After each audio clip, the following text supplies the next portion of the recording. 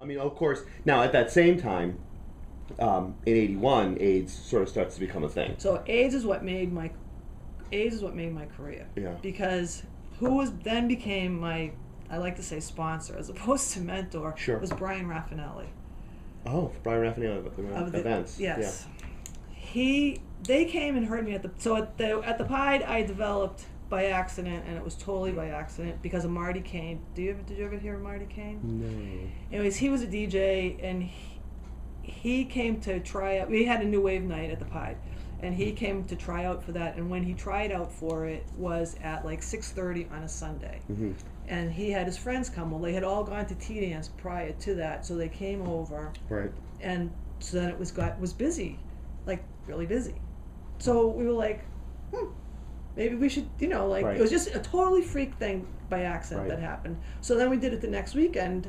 He didn't do it. He ended up getting that night, but I did what started out to be After Tea Dance. Right. So Bryan Rafanelli and those guys used to come over to After Tea Dance, and what I loved about After Tea Dance was Stephen C. had already played all the top 40 stuff. So by the time they got to me, I was playing just differently. Yeah.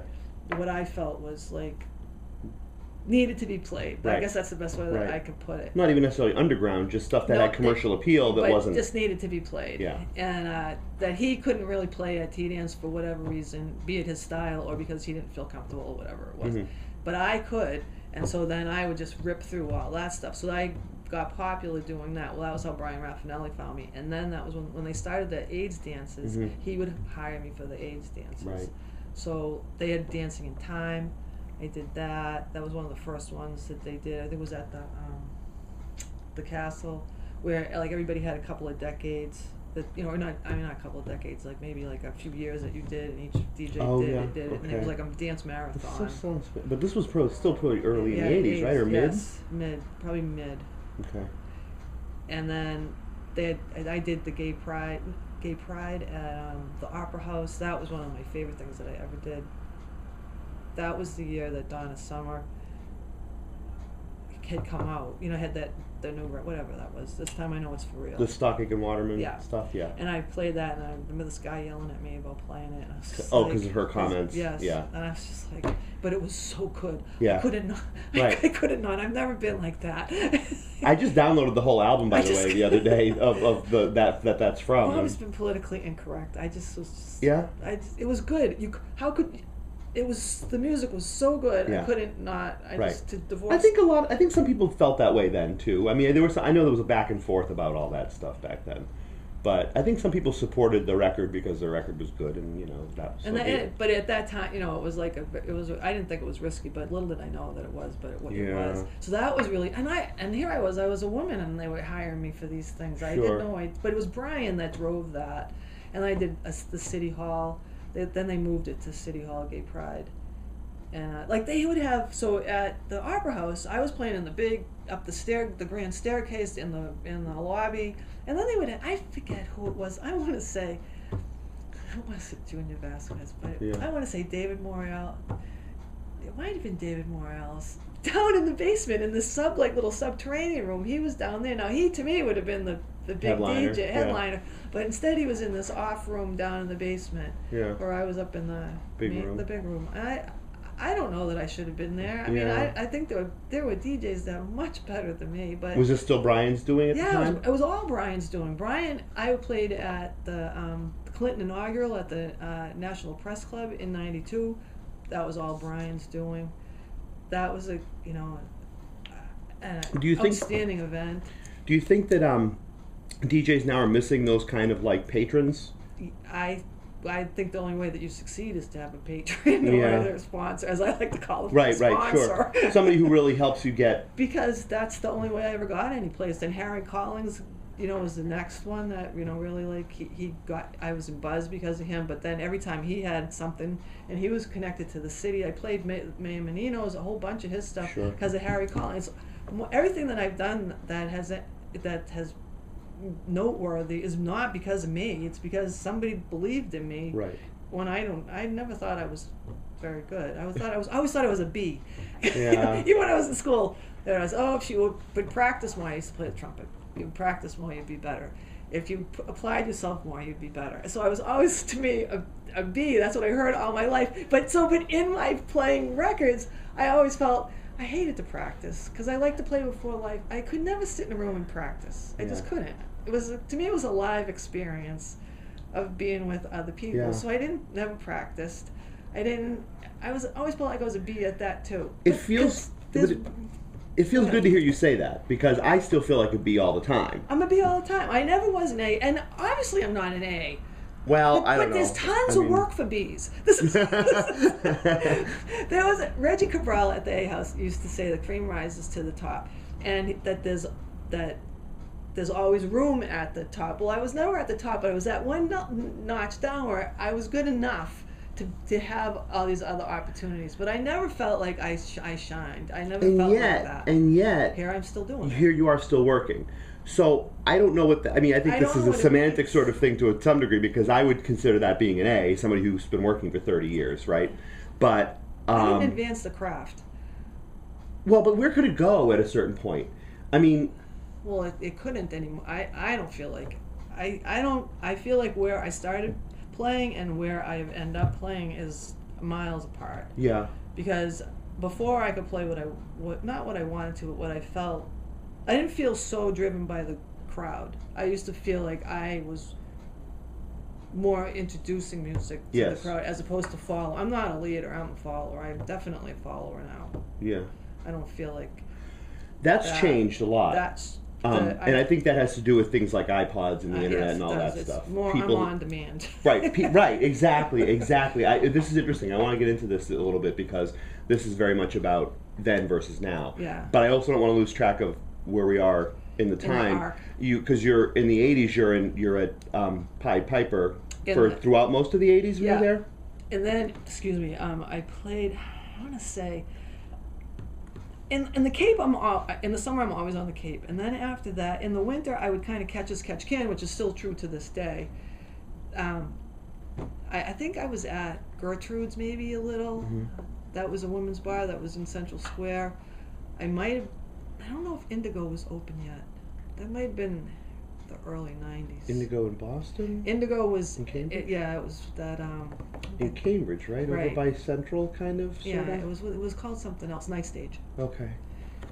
But that was around the Bobby's time too. Yeah, it was. So it was all in the early 90s. It was. Late. Oh, I know where I played.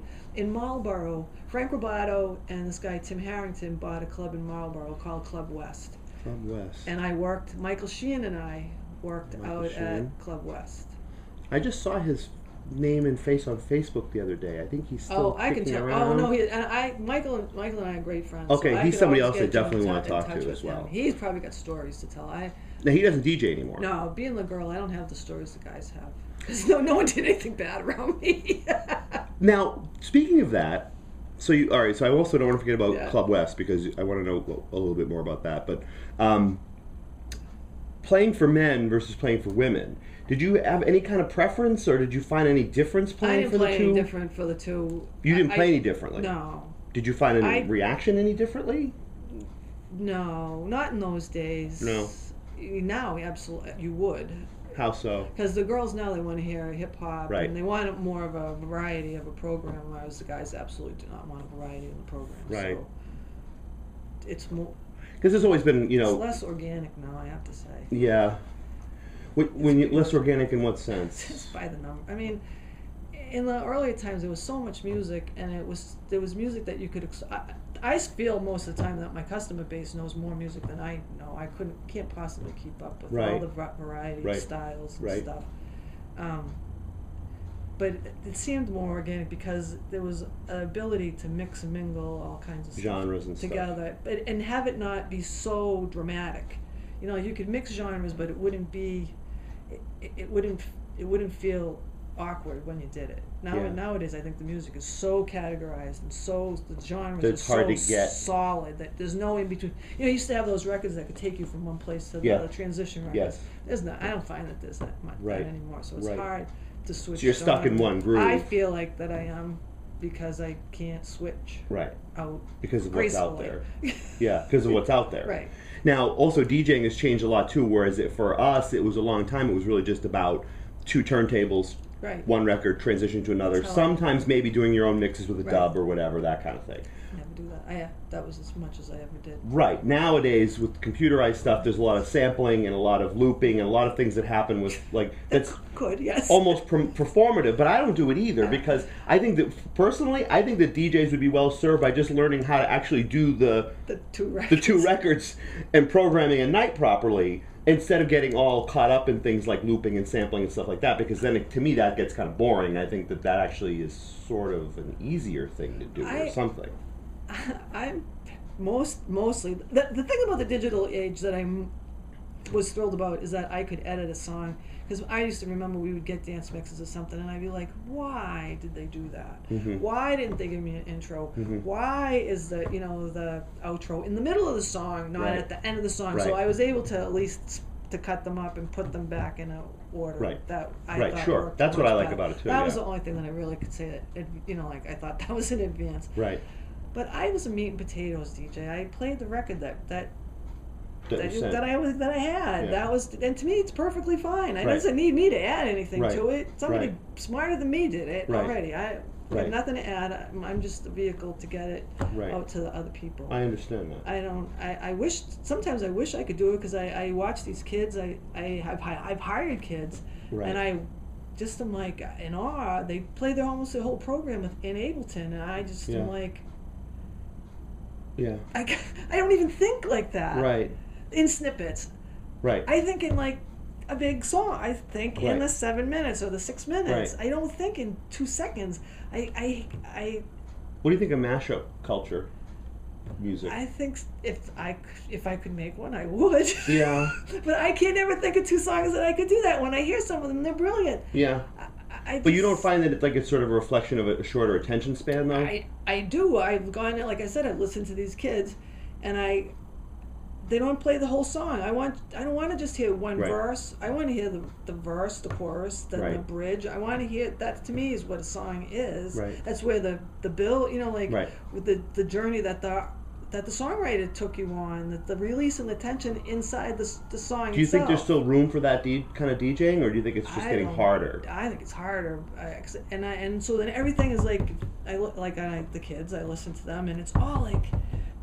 I know they do it either through, in Ableton or with Tractor or Serato or whatever, but there's this much of a song, and then there's this song, and they all sounds great together, but it's almost like too much, because then there's never any flow, there has to be a give and there has to be a take, and that was what I always found was you build the tension, but if it's tense the whole time through, then no one ever gets to breathe. Right. That's what a whole song does. If you played the whole song, there is all of that in a song. I was just